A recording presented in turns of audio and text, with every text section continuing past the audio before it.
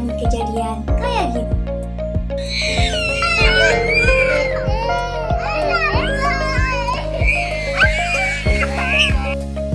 Moms di rumah pasti pernah mengalami hal ini.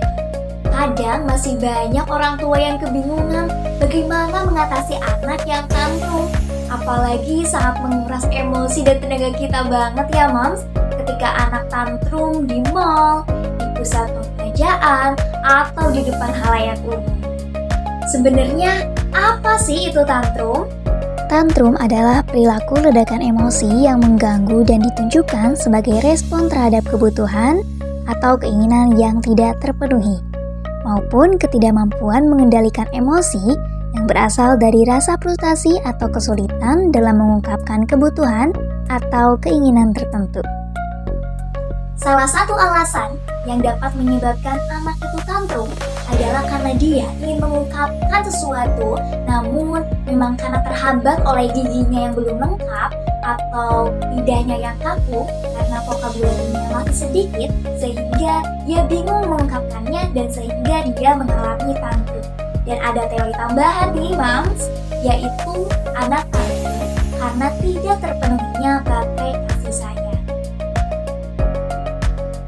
Teori baterai kasih sayang, yaitu di-charger dengan bahasa kasih sayang, merupakan teori yang sangat gampang sekali dan bisa diterapkan oleh moms semua di rumah. Teori ini dapat meminimalisir terjadinya penyimpangan pada anak. Nah, bagaimana sih menghadapi anak yang tantrum? Nah, ada beberapa tips yang saya dapatkan dari Dr. Aisyah Dahlan, yaitu mengenai 5 baterai kasih sayang. 5 baterai ini sangat penting mom, karena apa? Karena dapat meminimalisir terjadinya tantrum. Apa saja sih kelima baterai itu? Kelima baterai tersebut, yang pertama baterai pujian. Orang tua terkadang lupa memuji anak. Sekecil apapun usaha anak, orang tua harus memuji hasil karya yang dihasilkan oleh anak atau memuji penampilan anak.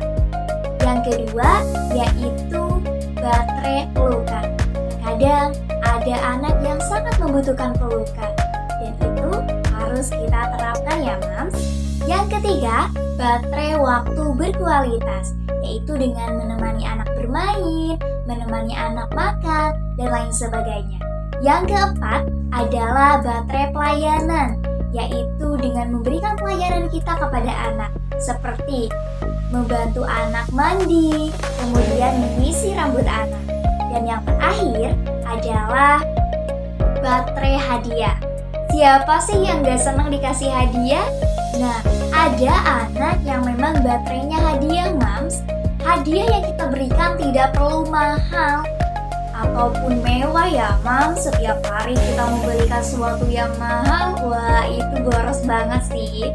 Baterai hadiah bisa kita lakukan sebagai contohnya, kita memasak untuk anak, membuat sebuah kue dan kita bilang, nah ibu membuat kue ini untuk kamu. Itu merupakan baterai hadiah. Jadi hadiah itu tidak perlu mahal ya moms. Para ilmuwan mengatakan bahwa anak usia 0-5 tahun perlu diisi kelima baterai ini setiap hari. Nah, kenapa harus seperti itu? Karena hal ini bisa meminimalisir terjadinya tantrum. Dan ketika seorang anak bertahun-tahun kelima baterai ini tidak bisa dipenuhi, maka akan terjadi penyimpangan seperti LGBT, kemudian narkoba, dan lain sebagainya. Itu yang harus dikhawatirkan. Nah, ketika anak sudah berusia 5 tahun ke atas, kita tidak perlu lagi untuk mengisi kelima baterai ini. Kita hanya cukup mengisi 1 baterai utama saja. Karena setiap anak komposisinya berbeda-beda. Ada anak yang baterai utamanya yang pertama baterai hadiah. Nah, kita penuhi baterai hadiahnya itu setiap hari. Walaupun memang tidak harus 24 jam ya moms, karena sebagaimana kita ketahui bahwa baterai ketika diisi terlalu full 24 jam maka dia akan rusak. Seperti contoh misalkan, ketika seorang anak di atas 5 tahun, baterai utamanya adalah baterai pujian. Maka setiap hari kita harus memuji anak tersebut. Ya walaupun memang kadang kita bingung apa yang harus dipuji dari anak tersebut, maka kita memuji hasil karyanya atau penampilannya, itu yang bisa kita lakukan.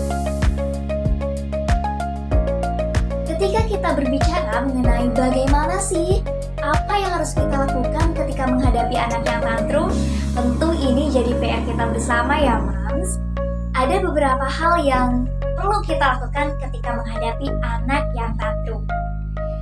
Ketika anak tantrum, kita biarkan dulu anak tersebut meluapkan emosinya.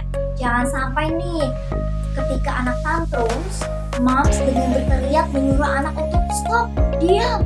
Bukannya memperbaiki keadaan, Moms, itu malah memperburuk keadaan. Jadi ketika anak tantrum, biarkan dia meluapkan emosinya. Tapi kita sebagai orang tua harus memperhatikan keselamatan anak dengan melihat kanan kiri dan sekeliling mereka apakah ada barang-barang yang berbahaya. Ketika memang ada barang-barang yang berbahaya, kita harus mengamankan anak tersebut.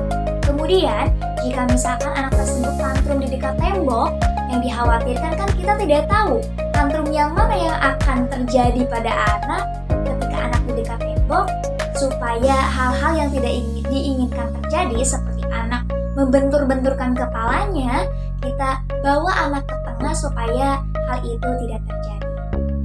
Nah, kemudian selain kita menunggu reda emosi anak, orang tua juga harus bisa meredakan emosinya. Jadi ketika anak tantrum, orang tua juga sambil mengelus dada ya Moms, bertarik napas supaya tenang.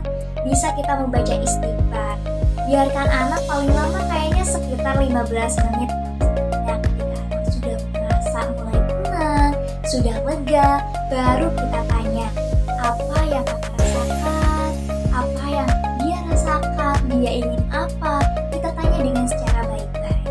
Nah gitu Moms, jadi jangan pernah memaksa anak untuk stop ya.